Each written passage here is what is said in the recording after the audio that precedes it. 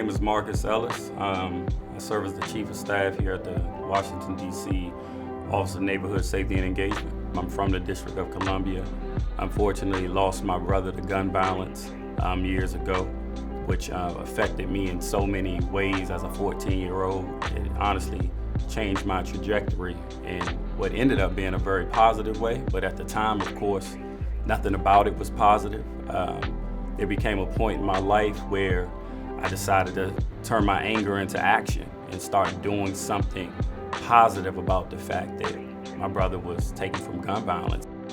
I've been able to grow in this work, but never forgetting kind of what got me into it and seeing people every day that I can honestly say had my brother had these same opportunities or these same chances, he might have been here with us to this day.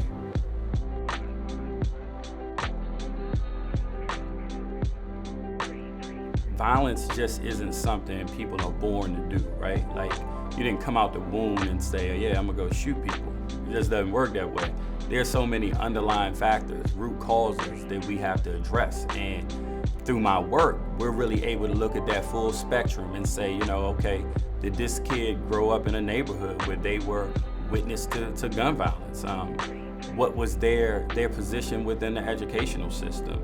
Did that system lead them to an opportunity that would allow for them to further their education? Or was it that they saw so many traumatic experiences that became the norm to them?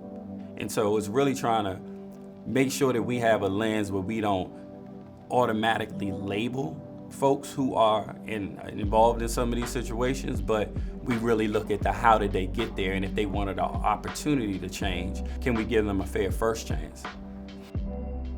We bring into our building and work with on a daily basis a population, at-risk population, who is most likely to be a victim of or perpetrator of gun violence. And so you get to see their story on a daily basis, see someone who came in with all of these strikes on their record and how they can literally start to change right before your eyes when given opportunity.